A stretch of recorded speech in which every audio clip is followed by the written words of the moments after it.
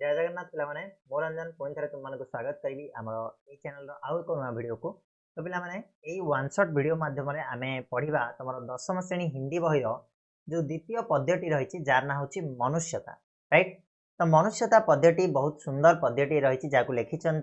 कवि मैथिली शरण गुप्त। तो ताकू आम डिटेल बुझा गोटे गोटे लाइन को तुमको बुझेबी जो मैंने भी भावुच जे तुम मैंने ओडिया मीडियम पिला हिंदी रे भल कर तो यहाँ बिल्कुल भी भूल कथा। तुम मैंने आराम से हिंदी रे 95+ मार्क स्कोर कर एटा मु निज अनुभूति कहूँ ठीक अच्छे। तो तुम मैंने जदि हिंदी को भल से बुझब मेन हूँ जिनस हिंदी को गोटे गोटे लाइन को बुझी जाओ ओडिया रे बुझी जाओ ताले तुम मैंने पूरा स्टोरीटा जापर शॉर्ट क्वेश्चन हो लॉन्ग क्वेश्चन हो ताको आराम से तुम मैंने अटेंड कर ठीक अच्छे। तो वीडियो को शेष जाए देख वीडियो जदि पसंद आसे वीडियो को लाइक कर शेयर कर चैनल जदि नुआ अच्छ ताले सब्सक्राइब करनबा ये वीडियो पाइबा बेल आइकन को प्रेस करके ऑन करके रखि ठीक अच्छे। तो आरंभ करवा आज जो टॉपिक जाना हूँ मनुष्यता राइट। चलो स्टार्ट करवा प्रथम आम कवि परिचय कवि मैथिली शरण गुप्त विषय आम टे जाना तापर आम आग को बढ़िया कविता उपर को जावा कवितार विषय वस्तु को आम जाना ठीक अच्छे। तो मैथिली शरण गुप्त कथा जदि कहि जन्म कौटी होता ना चिरगांव झांसी रे होता। मैथिली शरण गुप्त का जन्म चिरगांव झांसी में सन 1886 में हुआ था ठीक अच्छे। 1886 मसीह मैथिली शरण गुप्त कौटी जन्म होते ना झांसी चिरगांव रे जन्म होते मन रहा। 2 नंबर उनकी पढ़ाई घर पर ही हुई पाठ पढ़ा पढ़ी सब कौटी होता ना घरे ही रही पाठ ही पढ़ते। उन्होंने हिंदी के अलावा संस्कृत बंगाल मराठी और अंग्रेजी में भी अच्छा ज्ञान प्राप्त किया ठीक अच्छे। हिंदी तो तांकर मातृभाषा थिला हिंदी भी से पढ़ी थे सहित संस्कृत बंगाली ता सहित मराठी इंग्लिश ये सब जिनस गभीर ज्ञान थिला ठीक अच्छे। कार मैथिली शरण गुप्तंकर ठीक अच्छे। से पिला दिन ही लेखालेखी आरंभ करते तो बचपन से ही वे कविता लिखने लगे थे। कविता लिखा से पिला दिन ही आरंभ करते। अपने जीवन काल में ही वे राष्ट्र कवि के नाम से प्रसिद्ध हुए। यहाँ गोटे मन रख इंपोर्टाट पॉइंट ठीक अच्छे। राष्ट्र कवि क्या कह जाए ना मैथिली शरण गुप्त को राष्ट्र कवि कह जाए। से बंची समय ही राष्ट्र कवि आख्या दि जाता ठीक अच्छे। राष्ट्र कवि भाव में सी प्रसिद्ध अटंती मैथिली शरण गुप्त। गुप्त जी का परिवार राम भक्त थे। परिवार कौन थे ना राम भक्त थे ठीक अच्छे। उन्होंने भारतीय जीवन के आदर्श इतिहास और संस्कृति को अपने काव्य के आदर्श बनाया ठीक है। काव्य कवितार भारतीय जीवन आदर्श इतिहास और संस्कृति ये सब झलक देखा मिले। कविता गुड़िक स्नेह प्रेम दया उदारता ये सब जिनस मानवीय भाव गुड़ाक से साहित्य मध्यम कौन करते ना उजागर करुले ठीक अच्छे। आउ टे तुम मानक कहीदेवी आउ गोटे थर तुम कवि परिचय को भलसे बुझे दूसरी भलसे शुणी दियो 2 थर 3 थर तुम जो शुणी दौच कन्स्टांटली ताले आ पढ़ा दरकार नहीं आराम से तुम मन मन रही राइट। तो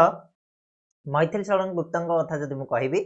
मैथिली शरण गुप्त कौटी जन्म होते झांसी चिरगांव जन्म होते केवे जन्म होते 1886 मसीह राइट। पाठ पढ़ा सब घर होता घरे ही से पाठ पढ़ी सी हिंदी तो शिखी हिंदी जानी हिंदी में पांडित्य अर्जन करते सहित संस्कृत कह बंगाली कह मराठी कह ठीक अच्छे इंग्लीश कह ए गभीर ज्ञान माने भल ज्ञान थिला ठीक अच्छे। से पिला दिन कविता लेखा आरंभ करते जीवन काल भितर ही राष्ट्र कवि भाव में मान्यता दिया से बंची समय ही राष्ट्र कवि घोषणा कर दिया ठीक अच्छे। परिवार राम भक्त थिला। से भारतीय जीवन भारतर इतिहास भारतर संस्कृति या उपरे काव्य गुड़िक पर्यवसित होता। काव्य गुड़िक आमको स्नेह प्रेम उदारता ये सब मानवीय भाव गुड़ाक देखा मिलूला बा सेगुड़ा से उजागर करते जीवंत करते काव्य और कविता मध्यम बुझा पड़ा क्लीयर होगा मैथिली शरण गुप्त विषय जहाँ भी क्वेश्चन आसो कहीद बिग क्वेश्चन ही आसो ठीक अच्छे। नेक्स्ट आम जा आगू बढ़ा मनुष्यता कविता उपरकू भल से बुझा कविताटा बहुत सुंदर कविताटे बहुत किसी जिनस आमको शिखापी मिल ता छड़ा तुम जो शब्दार्थ गुड़ाक रोचे तुम डिफिकल्ट वार्ड गुड़ाक से गुड़ाक तुम मानक साइड दे देती आराम से तुमने बुझीपार ठीक अच्छे ना। पढ़ा विचार लो कि मर्त्य होना मृत्यु से डरो कभी मरे परंतु यों करो कि याद जो करे सभी हुई ना यो सुमृत्यु तो वृथा मरे वृथा जिए मरा नहीं वही जो जिया ना आपके लिए वही पशु प्रवृत्ति है कि आप ही चरे, वही मनुष्य है कि जो मनुष्य के लिए मरे। बढ़िया सुंदर जिनस सुंदर कथा कहते मैथिली शरण गुप्त। से कहले विचार लो कि मर्त्य हो ना मृत्यु से डरो कभी है। ये कवि कहवा मतलब हूँ ना आम मनीष जन्म पाई ठीक अच्छे जदि धरापृष्ठ मनीष हो कि जेकोसी जीव हो जदि जीवन गोटे अच्छी तार मृत्यु सुनिश्चित। आम जन्मरू ही आम मृत्युर डेट लिखाई थाए आम मृत्यु मरवा दिने ना दिने मरवा थय ठीक अच्छे। जदि आम मरवा दिने ना दिने आम मरवा कहीं डरवा है। विचार लो कि मर्त्य हो ना मृत्यु से डरो कभी है। मर्त्य कहले पृथ्वी पृथ्वी रे जदि तुम अच्छ ताहले तुम मर दिने ना दिने मर जदि देह बही हाँ कौन मर्त्यमंडल देह बही मनीष देवता हेले भी मरई आम ओडिया गोटे अच्छी तुम जान है। मर्त्यमंडल आम जदि देह पाइक जन्म नहीं आम दिने ना दिने मरवा तो जदि मरवा ताहले आम मृत्यु को कहीं डरवा है। से कथा कवि कहले विचार लो कि मर्त्य होना मृत्यु से डरो कभी मृत्यु को केबे भी डरना है कि मरो परंतु यो करो कि याद जो करे सभी है। से कहले मर तुम मर किंतु एमती किसी काम करिकी मर जोड़ा कि समस्ते सब मन रखिए। मरो परंतु यूँ करो तुम मरिया पूर्वर किसी एमती काम कर देके जाओ जोड़ा कि समस्त मन रमस्ते तुमको सब मन रखिए। जमी आमर महापुरुष मान कथा कहवा जवाहरलाल नेहरू महात्मा गांधी सुभाष चंद्र बोस एम आज नहांती आम गहन एम आज मरी जाइए किंतु आम आज मन रखी कहीं मन रखी ना मला पूर्व सी किसी एमती काम करके बुझापड़ा नहीं। हुई ना यो सो मृत्यु तो वृथा मरे वृथा जिए मरा नहीं वो वही कि जो जिया ना आपके लिए। एठी कवि कौन कहले हुई ना यो सो मृत्यु सुमृत्यु सुमृत्यु कहले कौन रे ना भल मरण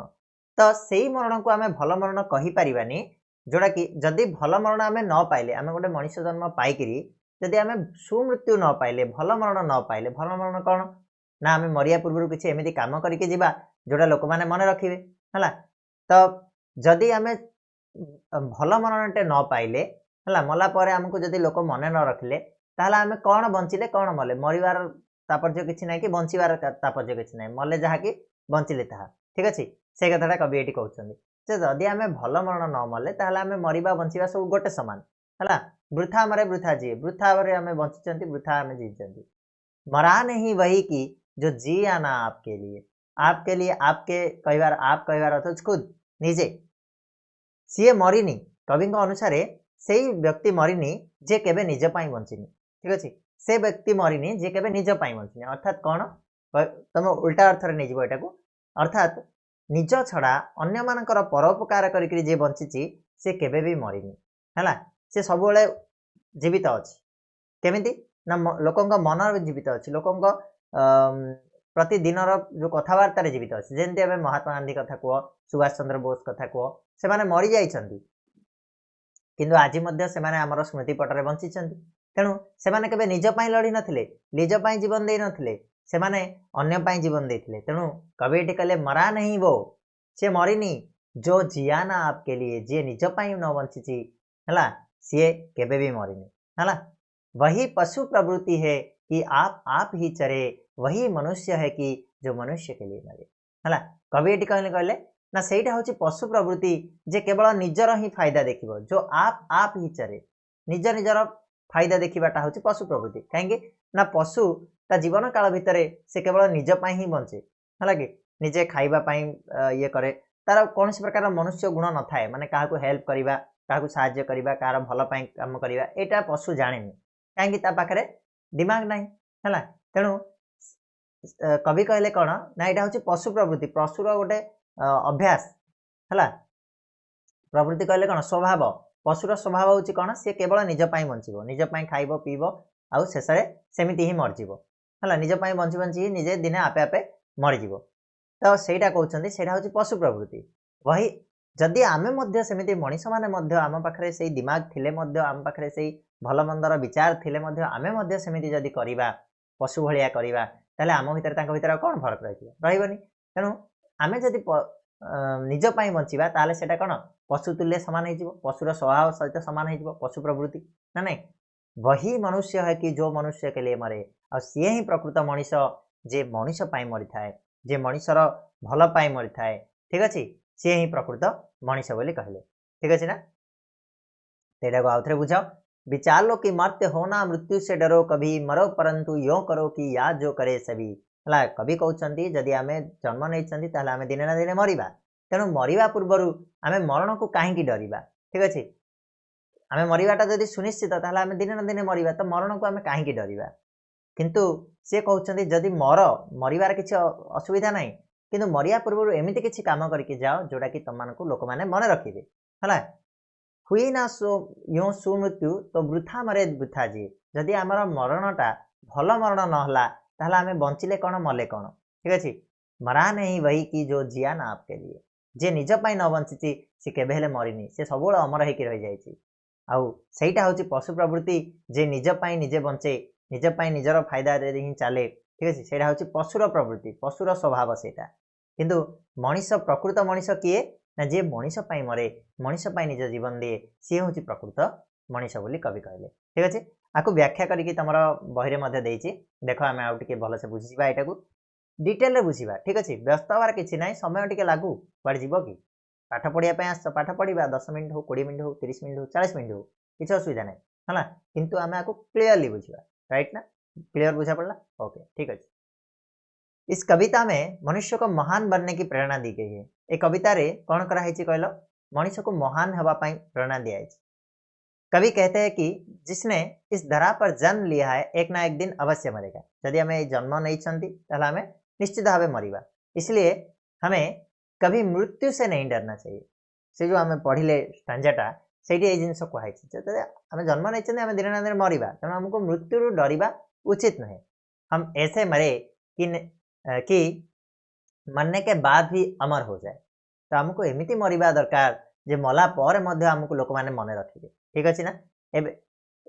आमे जमीती बड़ बड़ महापुरुष मान मन रखिंट ठीक से भाया आम मलापर लोक आमको मन रखिए किसी से भाया कम करके आमको मरियापाई कवि ये प्रेरणा देते यदि हम जीवन भर सत्कर्म नहीं करेंगे तो हमें अच्छी मृत्यु नहीं मिलेगी अर्थात मरने के बाद कोई याद नहीं रखेगा कौन कहते जदि आम जीवन सारा जदि किसी भल काम करवानी ताहले आमको भल मरण भी मिलनी कहीं ना आम मलापर किए आमको मन रखे कहे कि जे सेमती गोटे पिलाटे थिला जे मरीगला मरीगला बस 2-4 दिन होगा सरला खत्म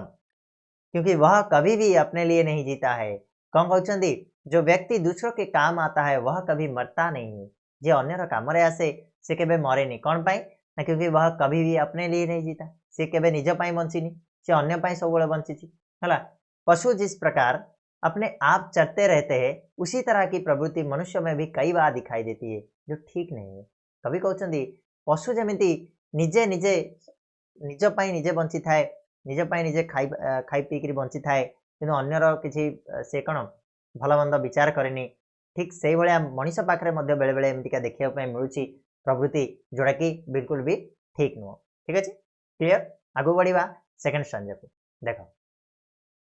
रहो ना भूल के कभी मदांध तुच्छ बीत से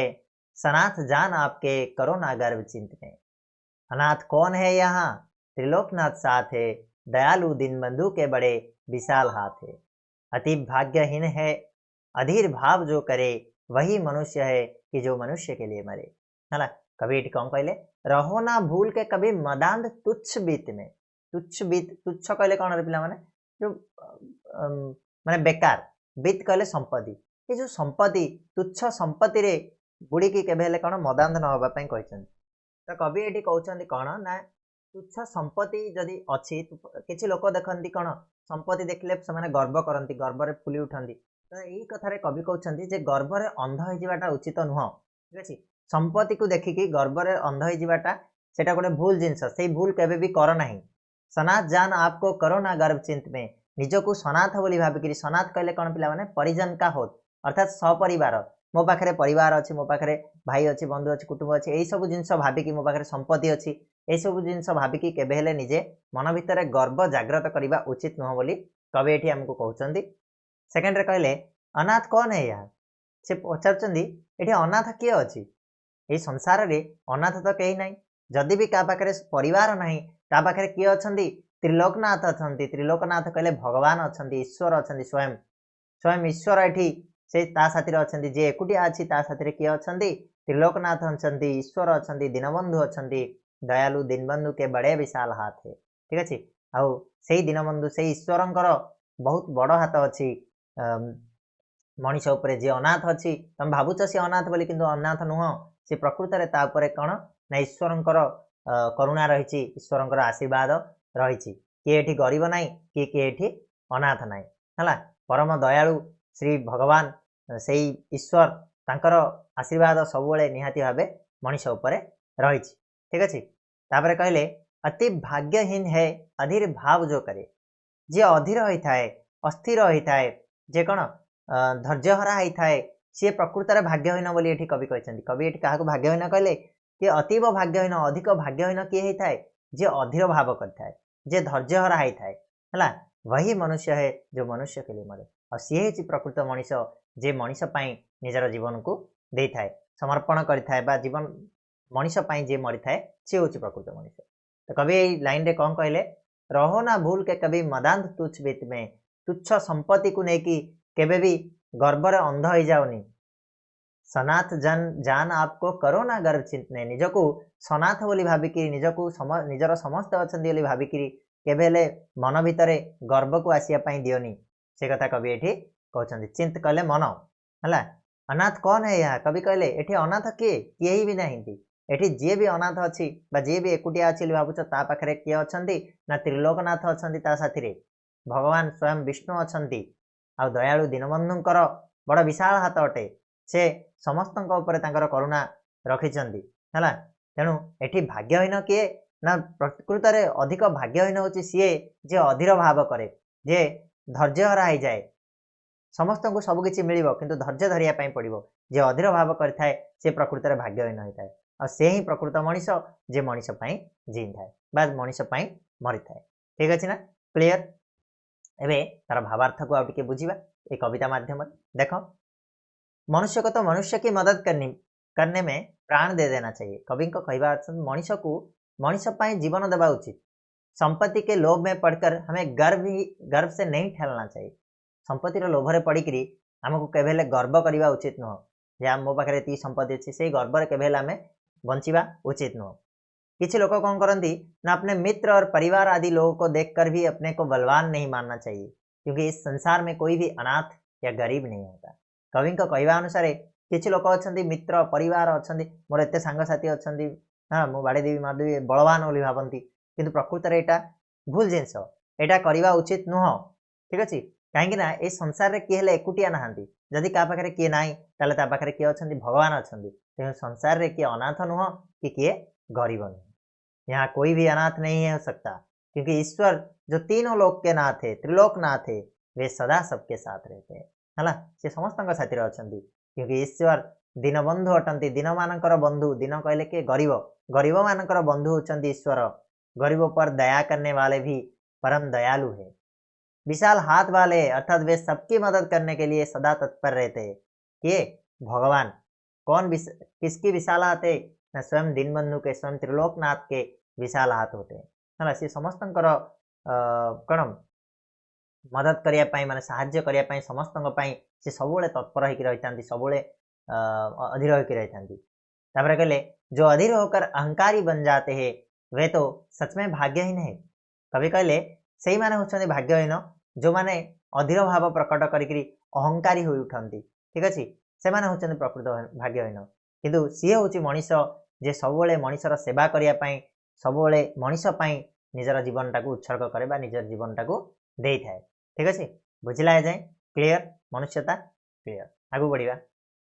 मनुष्य मात्र बंधु है यही बड़ा विवेक है पुराण पुरुष स्वयं पिता प्रसिद्ध एक है फलानुसार कर्म के अवश्य बाह्य भेद है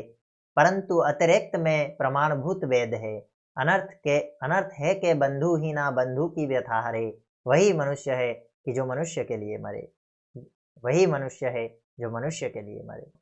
अभी ये लाइन रे हमको कौन कहते ना मनुष्य मात्र बंधु है मनीष माने ही बंधु मनीष मनीष मनीष भितर बंधु अटंती है जदि मनीष होकरी आम मनीष को साहाय्य न करा आमको साहाय्य कर किए कवि मतरे मनीष प्रत्येक मनीष बंधु अटंती से मित्र अटंती एटा हमको जेते शीघ्र दरकार सेते शीघ्र बुझी नेबा उचित आ यह ही होची विवेक हला कि मनीष मात्र के बंधु एटा ही होची विवेक आ एटा मध्य सत जे कण समस्त को फल अनुसार सॉरी पुराण पुरुष स्वयं पिता प्रसिद्ध है से कहउछन्ति कण आमे प्रत्येक मनुष्य अलग अलग किंतु आमर जो अंतर गोटे बोली से कहउछन्ति देखो से कहले कण मनीष मात्र के बंधु ए कथाटा को आमे जेते जल्दी बुझीबा सेटा ही हमर होची विवेक सेटा ही होची हमर विवेक पुराण पुरुष स्वयं पिता प्रसिद्ध एक से कहउछन्ति पुराण पुरुष अर्थात से भगवान स्वयं पिता से होउछन्ति एक ईश्वर अल्लाह जीशु समस्त होउछन्ति एक ए कथाटा आमे जेते जल्दी जानिबा सेते जल्दी आम पई भलो